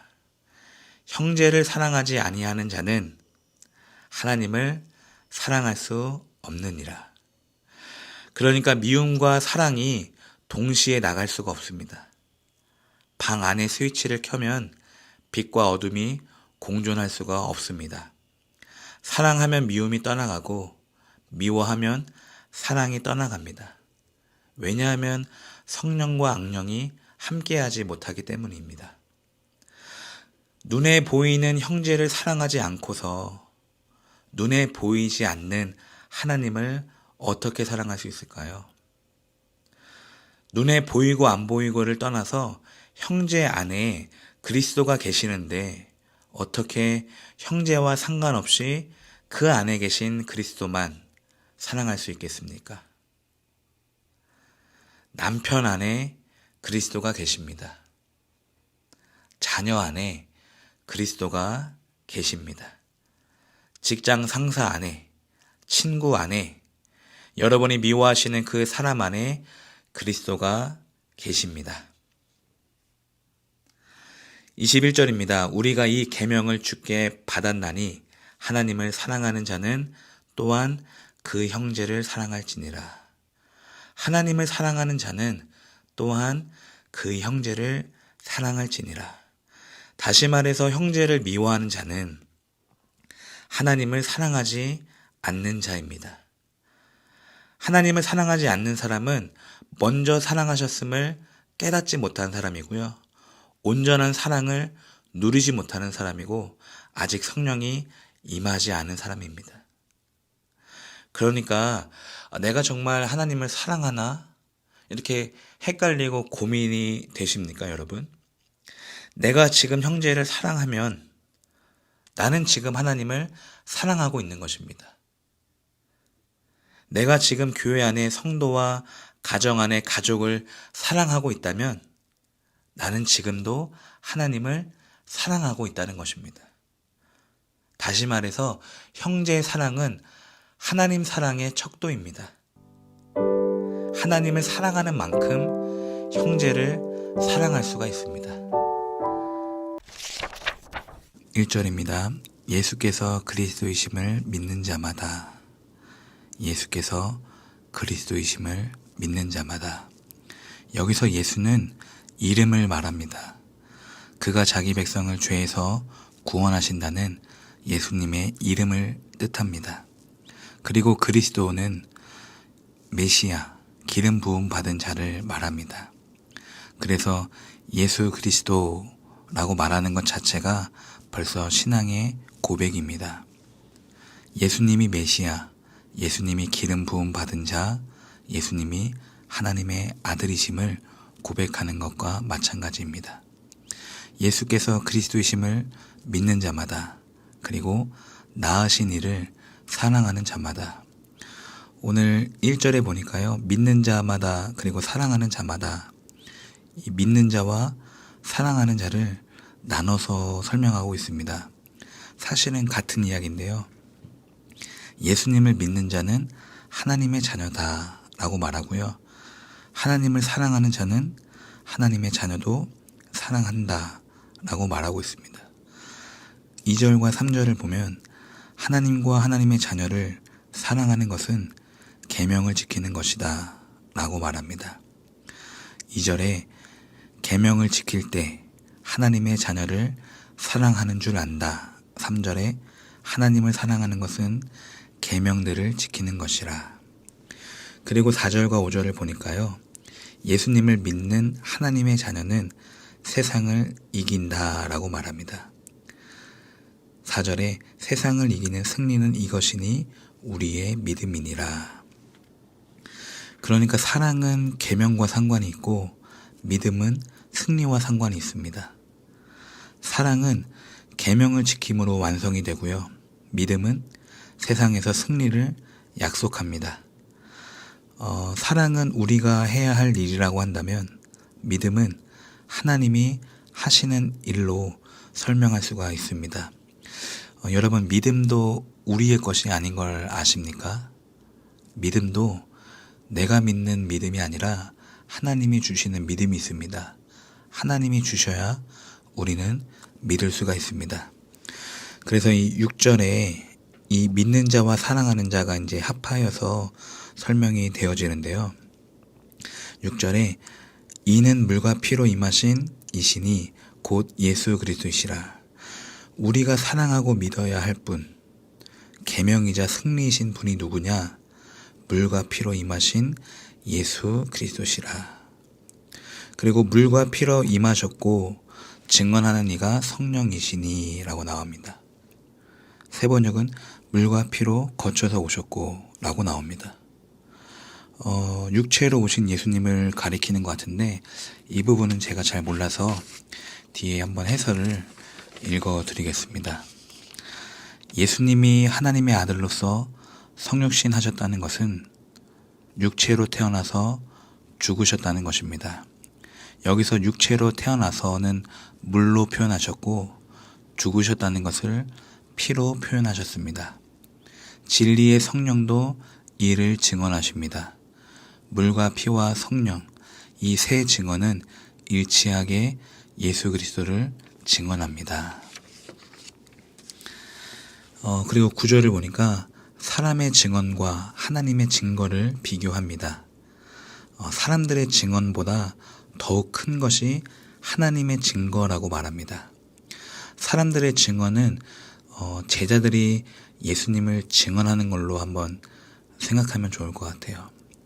제자들이 예수님의 기적을 보고 사람들이 기적을 보고 예수님을 증언하는 것보다 더 큰 것은 하나님의 증거, 성령님이 증언하는 것이 더 크다는 것입니다. 그래서 오순절 마가의 다락방에서 제자들이 성령을 기다린 이유가 바로 거기에 있습니다. 예수님께서는 성령을 받기 전에 아직 사역을 하지 말라고 하셨죠. 이 성에 유하라, 더 유하라고 하셨습니다. 더 기다리라고 하셨습니다.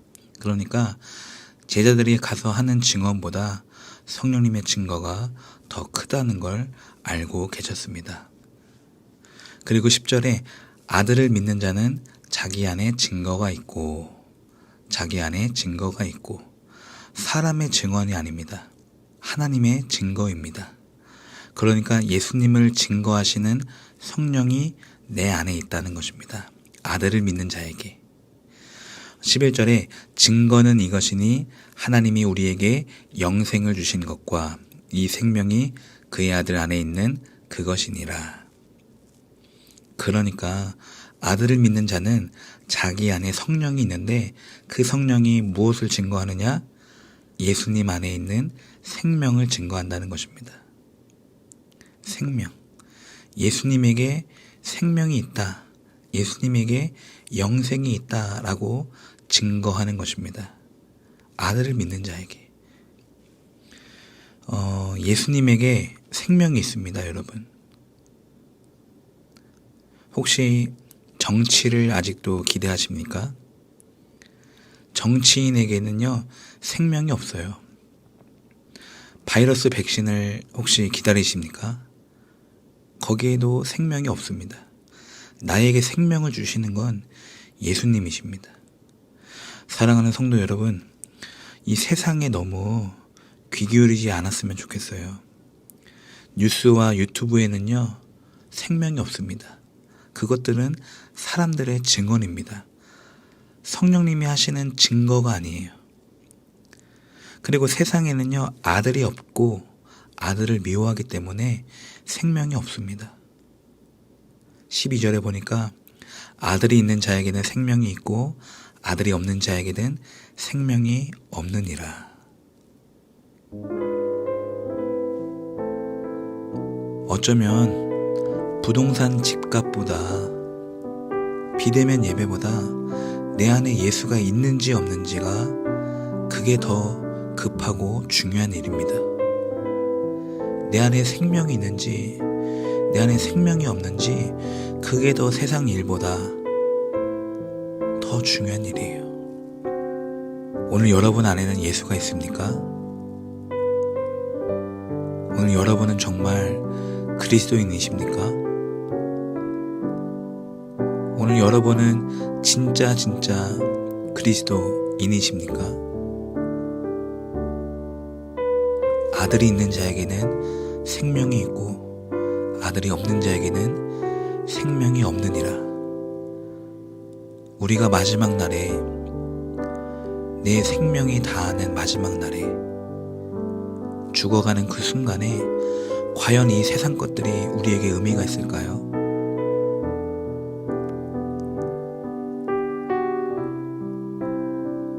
새로운 신제품들이, 새로운 뉴스 소식들이 과연 그때에서도, 과연 내가 누워있을 때도 내가 그것들을 귀 기울일까요?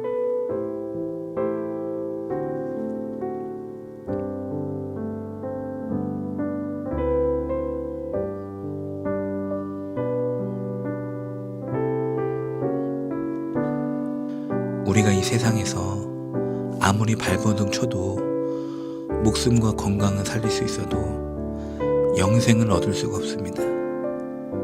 생명을 주시는 하나님의 증거, 성령님을 더욱더 민감히 반응하시고 받아들이시길 바랍니다.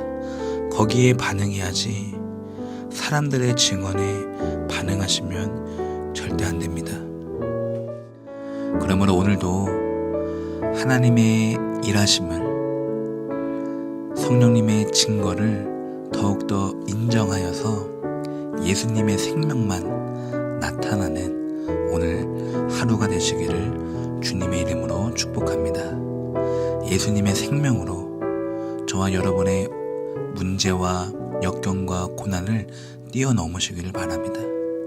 예수님만 우리에게 생명 주시지 친구도 부모도 선생도 동료도 후배도 아무도 나에게 생명을 줄 수가 없습니다. 남편도 아내도요. 여러분, 예수님 다시 한번 붙잡으시고 오늘 하루도 승리하시기를 바랍니다. 벌써 요한일서의 마지막 본문입니다. 사도 요한은 여기까지 성도들을 위로하고 권면하고 가르쳐 왔습니다. 13절입니다. 아들의 이름을 믿는 너희에게 영생이 있다 라고 말합니다. 그러면서 14절에 담대함은 이것이니 그의 뜻대로 무엇을 구하든지 들으심이라. 아들을 믿는 우리에게 영생이 있고 또한 기도가 있다고 마지막으로 결론을 내립니다. 기도를 결론으로 내리고 있습니다. 그리고 15절에 구하는 바를 들으시는 줄을 안즉 그것을 얻은 줄을 또한 아느니라. 그러니까 기도를 들으신 줄 안다면 얻을 줄도 알라는 말입니다. 기도를 들으실 줄 믿는다면 얻을 줄도 믿으라는 말입니다. 세 번역이 더 쉬운데요. 우리가 하나님의 뜻을 따라 구하면 하나님은 우리의 청을 들어주십니다. 하나님의 뜻을 따라 구하면 바로 이 부분에 대해서 우리가 한 가지 놓치는 것이 있습니다. 하나님의 뜻을 따라 구하면 그러니까 우리가 기도를 시작하기도 전에 이것이 과연 하나님의 뜻일까? 내 생각은 아닐까? 내 욕심은 아닐까? 라고 생각하면 기도를 시작할 수가 없습니다. 여러분, 기도는요, 그냥 무조건 하셔야 돼요. 이게 하나님의 뜻인지 내 뜻인지 상관없습니다. 기도하다가 분별이 되어요. 기도하다가 나의 뜻이 바뀌고 하나님의 뜻을 더 구하게 되는 경험을 우리가 하지 않았습니까? 처음부터 내 욕심이라도 괜찮습니다. 기도하는 게 더 중요합니다. 그런데 기도를 하기도 전에 계속해서 하나님의 뜻인지 나의 뜻인지 고민만 하다가는 기도를 완성할 수가 없습니다. 그런데 사도 요한은 또 17절에 죄를 이야기합니다. 모든 불의가 죄로되 사망에 이르지 아니하는 죄도 있도다. 모든 불의가 죄이지만 사망에 이르지 아니하는 죄가 있도다. 그러면서 16절에 누구든지 형제가 사망에 이르지 아니하는 죄를 범하거든 그것을 보거든 구하라 라고 말합니다. 형제가 사망에 이르지 아니하는 죄를 범하거든 사망에 이르지 아니하는 죄가 무엇일까요? 저는 이 땅에서 무슨 죄를 짓든 아직 사망하지 않기 때문에 이 죄가 모든 죄를 말한다고 생각합니다. 아직 이 땅에 살아있는 한 모든 죄는 사망에 이르지 않습니다. 그래서 누구든지 형제가 무슨 죄를 짓거든 그것을 보거든 구하라. 그리하면 생명을 주시리라. 보거든 구하라. 구하는 것은 우리의 할 일이고요. 생명을 주시리라. 이것은 하나님의 할 일입니다. 보거든 구하라. 세 번역은요. 간구하십시오 라고 나와 있습니다. 그러니까 우리가 형제를 위해서 구할 수 있는 것은 간구하십시오. 기도밖에 없다는 것입니다. 그리고 18절에 하나님께로부터 난 자는 다 범죄하지 아니하는 줄을 우리가 아노라. 하나님께로부터 난 자, 우리가 계속해서 배웠습니다. 하나님께로부터 난 자는 자녀이고 계명을 지키는 자이고 그 안에 아들이 있고 또 그 안에 하나님의 증거가 있습니다. 그리고 하나님께로부터 나신 자가 그를 지키심에 악한 자가 그를 만지지도 못하느니라.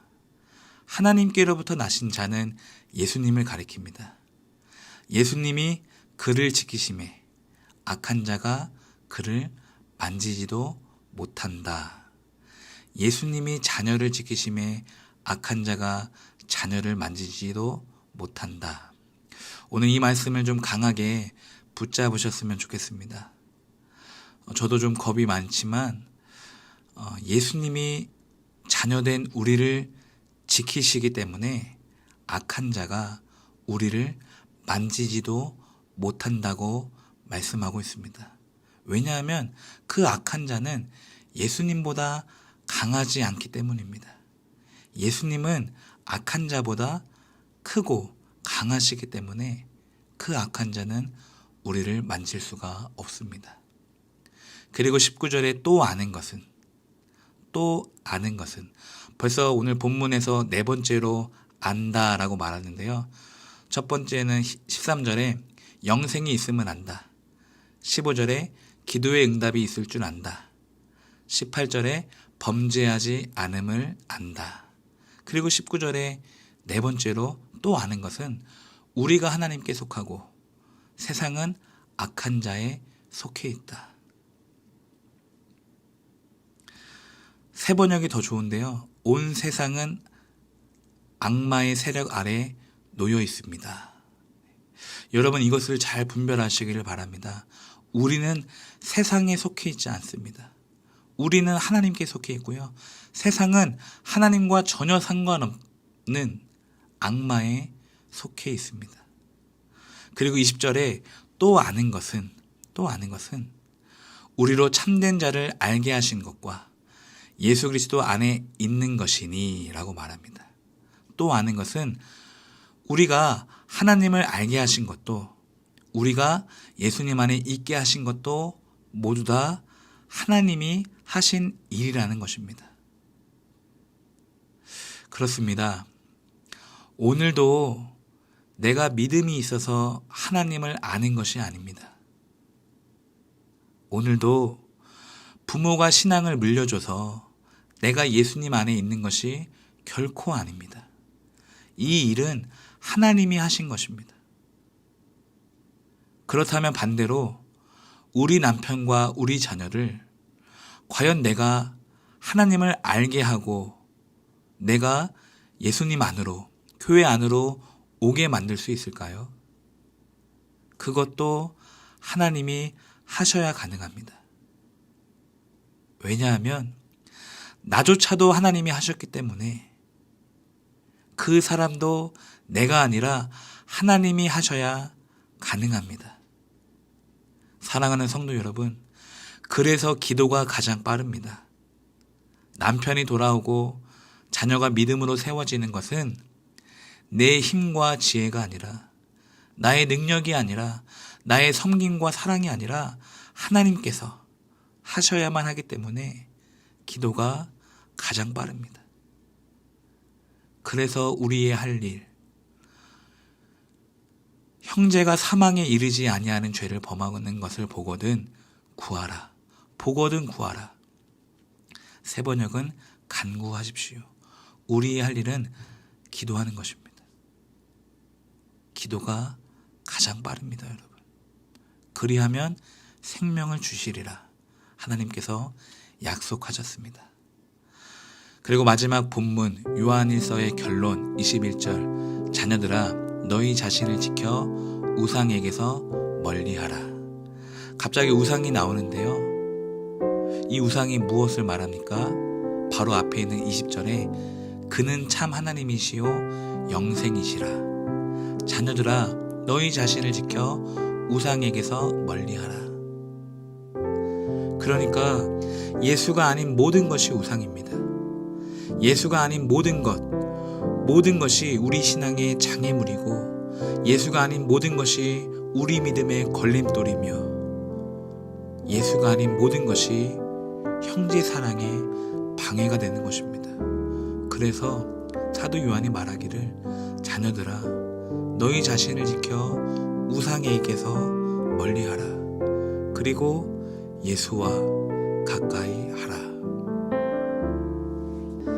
사랑하는 성도 여러분, 오늘도 여러분의 생각이 하나님의 생각이 되어서 여러분의 마음이 하나님의 마음이 되어서 여러분이 생각만 해도 여러분이 마음만 먹어도 그대로 이루어지는 하루가 되시기를 주님의 이름으로 간절히 축복합니다. 그래서 우리의 기도는요, 하나님의 마음이 나의 마음 되게 해주세요. 하나님의 뜻이 나의 뜻입니다. 하나님의 원함이 나의 원함입니다, 주님. 그렇게 기도를 하시면 여러분의 생각이 바로 응답이고요. 여러분의 마음이 바로 응답이 될 것입니다. 사도 요한은 두 번째 편지를 씁니다. 요한 2서입니다. 요한이서는 한 장으로 되어 있는데 생각보다 짧습니다. 아마 마지막 구절에 종이와 먹으로 쓰기를 원하지 아니하고 오히려 너희에게 가서 대면하여 말하려 하니 라고 나와 있는 것처럼 편지를 쓰다가 직접 만나서 이야기를 하려고 편지가 짧은 것 같습니다. 오늘 1절을 보면은 택하심을 받은 자녀를 내가 참으로 사랑하는 것은 진리로 말미암음이로다. 그러니까 우리가 형제를 사랑하는 이유도 진리로 말미암음이로다. 우리가 형제를 사랑할 수 있는 것은 그 안에 계신 예수님 때문이지 다른 어떤 것으로 사랑하거나 다른 어떤 것으로 미워할 수가 없습니다. 왜냐하면 우리는 사랑하라, 서로 사랑하라 라는 계명을 받았기 때문입니다. 4절에 보니까요. 자녀들 중에 계명대로 진리를 행하는 자를 내가 보니 심히 기쁘도다. 내가 보니 심히 기쁘도다. 저는 창세기 천지창조가 생각이 나는데요. 하나님이 사람을 창조하시고 보시기에 심히 좋았더라. 그러니까 계명대로 진리를 행하는 자, 이 사람 역시 하나님께서 창조하신 것이고 이 사람, 이 모습이 바로 창조하신 사람의 원래 모습이다 라고 말할 수가 있습니다. 심히 좋았더라, 또 심히 기쁘더라. 계명대로 진리를 행하는 자가 내가 보니 심히 기쁘도다. 그러므로 5절에 서로 사랑하자. 6절에 사랑은 계명을 따라 행하는 것이요 계명은 그 가운데서 행하는 것이라. 그 가운데서 행하는 것이라. 세 번역은요. 사랑 안에서 살아가야 합니다 라고 쉽게 나왔습니다. 그러니까 사랑 안에서 살아가지 못하는 자, 앞에 말한 계명을 행하지 않는 자가 바로 7절에 미혹하는 자, 육체로 오심을 부인하는 자, 적 그리스도라고 말합니다. 왜 예수님이 육체로 오셔야만 할까요? 그것은 물과 피를 다 쏟아내기 위해서입니다. 예수님이 육체로 오셔야 우리를 향한 사랑이 확증되기 때문입니다. 그리고 8절에 너희는 스스로 삼가 우리가 일한 것을 잃지 말고 오직 온전한 상을 받으라. 잃지 말고 온전한 상을 받으라. 그러니까 이 교훈을 잃지 않을 때 성육신, 예수님이 육체로 오셨다는 이 교훈을 끝까지 잃지 않을 때 상이 있다는 것입니다. 9절에 이 교훈 안에 거하지 아니하는 자는 하나님을 모시지 못하고 교훈 안에 거하는 사람은 아버지와 아들을 모시느니라. 그러니까 믿는 자에게 아들이 있고 없고와 같은 말인데요. 성육신, 예수님이 육체로 오셨다는 이 교훈을 가지는 사람은 아버지와 아들을 모신다라고 말합니다. 그리고 10절에 이 교훈을 가지지 않고 너희에게 나아가거든 그를 집에 들이지도 말고 인사도 하지 말라. 예수님이 육체로 오셨다는 이 교훈을 부인하는 사람을 너희도 부인하라는 것입니다. 왜 그렇습니까? 11절에 그것은 악한 일이기 때문입니다. 그것은 우리를 향한 사랑을 부인하는 것이고 형제 사랑도 할 수 없는 악한 일이기 때문에 성육신을 부인하는 그 악한 사람을 너희도 부인하라. 집에 들이지도 말고 인사도 하지 말라고 말씀하고 있습니다. 그러면서 12절 요한이서의 결론입니다. 내가 너희에게 쓸 것이 많으나 종이와 먹으로 쓰기를 원하지 아니하고 오히려 너희에게 가서 대면하여 말하려 하니 이는 너의 기쁨을 충만하게 하려 함이라. 여기서 종이와 먹으로는 비대면이고요. 또 대면하여 말하려 하니 대면은 얼굴과 얼굴을 마주하는 것입니다. 종이와 먹으로는 한계가 있습니다. 종이와 먹은 얼굴의 대체일 뿐 얼굴을 대신할 수 없습니다. 왜냐하면 대면에는 기쁨이 충만하기 때문입니다. 종이와 먹에도 기쁨이 없는 건 아니지만 오히려 대면에 기쁨이 더 충만하다고 강조하고 있습니다. 제가 지난 교회에서 깨달은 것은 영상은 영성이 아니라는 것입니다. 영상은 영성이 아니라는 것입니다. 아무리 영상의 퀄리티를 높이고 많은 시간을 투자하여도 영상이 좋아질수록 영성이 올라가느냐? 결코 아니라는 것입니다. 물론 영상은 도구죠. 종이와 먹도 도구입니다. 영상 안에 말씀이 일하시는 게 맞습니다.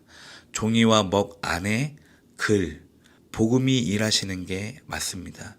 그러나 얼굴이, 대면이, 현장이 주는 기쁨은 영상이 결코 담을 수가 없습니다. 사랑하는 성도 여러분, 방역지침이 내려질 때는 어쩔 수 없지만 가능한 여러분 대면 예배에 힘쓰시기를 바랍니다. 분명히 거기에 큰 기쁨이 있기 때문입니다. 적용합니다. 오늘 말씀을 다시 한번 기억하면서 적용하기를 사랑하지 않는 자, 이 계명을 지키지 않는 자가 바로 미혹하는 자, 육체로 오심을 부인하는 자, 적 그리스도라는 것입니다. 적용하기를 오늘도 내가 적 그리스도일 수 있습니다. 남편과 아내를 미워하면, 아버지와 어머니를 사랑하지 않으면, 교회 안의 형제와 교회 밖의 이웃을 여전히 미워하고 있다면 오늘 내가 바로 그리스도를 대적하는 적 그리스도가 되는 것입니다. 그러므로 오늘 하루도 예수님을 대적하는 적 그리스도가 아니라 예수님을 모시는 그리스도인이 되시기를 주님의 이름으로 축복합니다. 오늘 우리가 이 아침을 허락받은 것이 누구 때문입니까? 우리 주님이 육체로 오셨기 때문입니다. 그래서 이 하루를 선물 받았습니다. 오늘도 주일 예배가 비록 비대면 예배이지만 영상 안에서 담긴 말씀으로 승리하시기를 간절히 축원합니다. 언젠가 빨리 대면 예배가 허락되는 날 함께 만나서 교제하고 대화하고 서로 사랑하는 그런 형제의 사랑의 교회로 세워지기를 간절히 기대하고 기도하겠습니다. 그렇습니다, 여러분. 대면 예배 가운데 큰 기쁨이 있다는 것은 우리가 방금 읽은 것처럼 대면 예배 가운데 사귐이 있기 때문입니다. 사귈 때 우리에게 기쁨이 넘칩니다.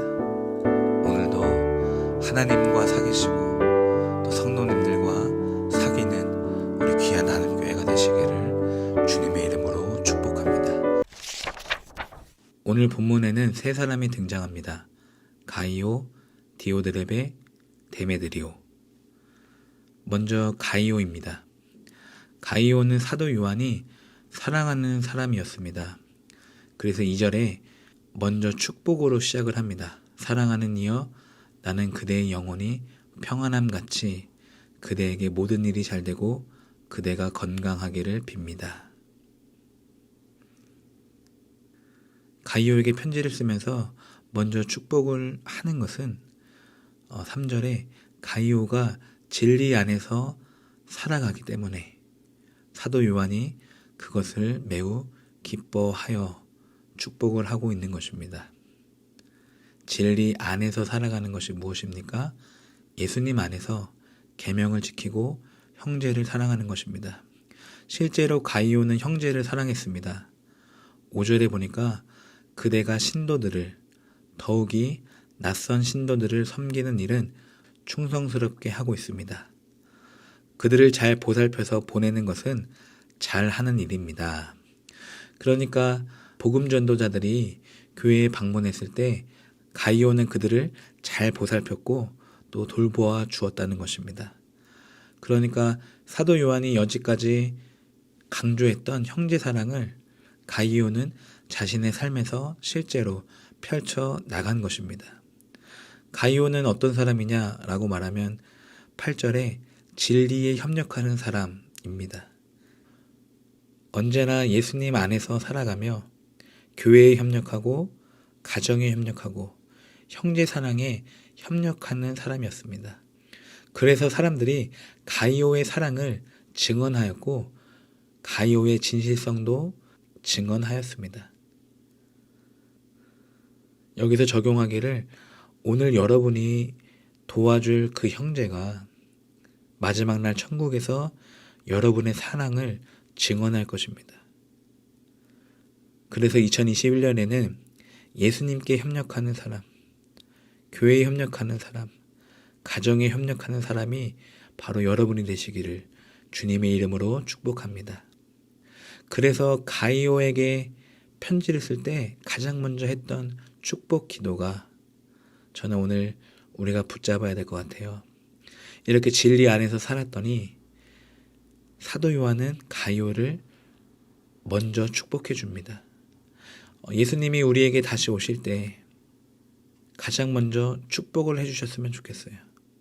가장 먼저 우리가 진리 안에서 살아가는 모습을 주님이 기뻐하시고 또 우리 형제들은 나의 삶을 증언해주고 또 우리 예수님은 우리를 축복해주는 이런 가이오의 모습이 저와 여러분의 삶이 되시기를 주님의 이름으로 축복합니다. 그런데 이와는 반대로 디오드레베, 으뜸이 되기를 좋아하는 디오드레베는 사람들의 증언이 없었습니다. 왜냐하면 그가 진리 안에서 살아가지 않기 때문입니다. 진리 안에서 예수님 안에서 살아가야지 사람들의 증언이 나오는데 디오드레베는 진리 밖에서 예수님 밖에서 살아갔습니다. 왜냐하면 10절에 보니까 악한 말로 형제들을 헐뜯고 방해하고 교회에서 내쫓았습니다. 그래서 사도 요한이 말하기를 악한 것을 본받지 말고 선한 것을 본받으십시오. 선한 일을 하는 사람은 하나님에게서 난 사람이고 악한 일을 하는 사람은 하나님을 뵙지 못한 사람입니다. 그러니까 디오드레베는 하나님을 뵙지 못한 사람으로 정의할 수가 있습니다. 가이오가 진리에 협력하는 사람이라고 한다면 디오드레베는 하나님을 뵙지 못한 사람이라고 말할 수 있습니다. 그리고 마지막으로 데메드리오는 가이오와 마찬가지로 사람들의 증언이 있습니다. 12절에 모든 사람들에게 좋은 평을 받았고 또 가이오와 마찬가지로 그 삶의 진실성이 있습니다. 진리 안에서 살아가는 모습이 나타납니다. 12절에 또 바로 그 진실한 삶으로 그러한 평을 받았습니다. 그러니까 가이오와 디오드레베는 사실 오늘 우리의 모습입니다. 요한 1서와 요한 2서를 지나면서 형제 사랑을 적용하면 정말 형제를 사랑하는 삶을 살아내면 우리는 가이오가 되는 것이고 여전히 형제 사랑을 품지 못하고 형제를 미워하고 으뜸되기를 좋아하는 내 생각이 맞다고 내가 더 억울하다고 그렇게 주장하면 우리는 디오드레베가 되는 것입니다. 사랑하는 성도 여러분, 우리 원로 목사님을 더 사랑해 주십시오. 우리 권사님을 더 사랑해 주십시오. 우리 집사님을 더 사랑해 주시고요. 우리 청년들을 더 많이 사랑해 주십시오. 왜 교회 안에서 형제가 형제를 사랑하지 못합니까? 형제는 우리 삶의 증인입니다. 우리가 그날에 하나님 앞에 서 있을 때 내가 내 삶을 증거하지 않아요. 내가 내 삶을 증언하지 않습니다. 오늘 가이오가, 오늘 데메드리오가 교인들이, 사람들이 그들의 삶을 증언한 것처럼 그날 마지막 날 우리의 형제들이 우리의 삶을 증거할 것입니다. 이성광 목사님은 정말 이랬습니다, 주님. 저 이성광 목사는 정말 이랬고 저랬어요, 주님. 이렇게 증언할 것입니다. 사랑하는 성도 여러분, 용서 못하고 이해 못할 형제는 없습니다. 그 사람에게서 단점이 보이고 미워하는 것이 보이면 그것은 내 모습입니다. 저는 관계는 거울이라고 생각하거든요. 내가 싫어하는 모습, 이해 못하는 모습이 보이면 그거는 나를 보라고 보여주신 것입니다. 그게 네 모습이야. 그게 너야. 라고 보여주시는 거예요, 주님이. 나랑 똑같아서 자꾸 걸리는 것입니다. 그러나 감사하고 사랑하면 넘어갈 수가 있습니다. 우리 청년들 사랑해 주십시오. 우리 집사님들 사랑해 주세요. 우리 권사님들 더 많이 사랑해 주시고 또 저와 원로 목사님 더 많이 사랑해 주십시오. 이 땅에서 우리는 사랑할 시간밖에 없습니다. 형제 사랑에 더 마음을 쓰시고 형제 사랑을 여러분 삶에 실천하시길 바랍니다. 그래야 우리 주님이 오실 때, 아니 우리가 주님 앞에 서 있을 때 가이오처럼 축복을 먼저 받지, 으뜸되기를 좋아하는 디오드레베처럼 10절에 보니까 내가 가면 그가 하는 일들을 들추어내겠습니다. 축복은커녕 들추어내는 그런 무서운 일이 벌어질 것입니다. 심은 대로 걷습니다. 사랑을 심으시고 기도를 심으시고 섬김을 심으셔서 그것들을 열매로 다 받아서 누리시기를 주님의 이름으로 축복합니다. 으뜸이 되려는 사람, 1등을 말하는 게 아니고요. 내 생각이 맞아. 너는 틀렸어. 이게 으뜸이 되려는 것입니다. 여러분, 저도 나이가 어려서 그렇지만 늘 제가 틀릴 수 있다. 내가 정답이 아닐 수 있다. 내가 오답일 수 있다라고 늘 생각하면서 여러분을 대합니다. 그래서 항상 겸손하시고 서로 사랑하시기를 바랍니다. 누군가가 여러분을 생각할 때 저 사람은 내가 정말 롤모델로 삼아야지, 내가 정말 좋은 스승으로 삼아야지 라고 증언하는 게 좋습니까? 아니면 저 사람은 내가 그냥 반면교사로 삼아야겠다, 저 사람의 저런 점은 내가 배우지 말아야겠다 라고 증언하면 얼마나 아픕니까, 여러분? 모든 사람에게 다 잘해줄 수는 없지만 특별히 교회 안에 형제를 사랑해 주십시오. 우리는 하나님이 맺어주신 가족이기 때문입니다. 기도하겠습니다. 하나님 아버지 감사합니다. 오늘도 진리를 위해 동역하며 말씀의 순종이 기쁨이 되는 교회를 만들어 가게 하옵소서. 서로 격려하고 세워주는 복된 만남 속에서 서로에게서 선한 것만 본받게 하옵소서. 우리 나눔교회가 형제 사랑에 제일 잘하는 그런 교회로 소문나기를 소원합니다. 형제 안에 예수님을 보고 섬기게 하시고 형제 안에 예수님 때문에 사랑하게 하옵소서. 예수님 이름으로 기도드립니다. 아멘.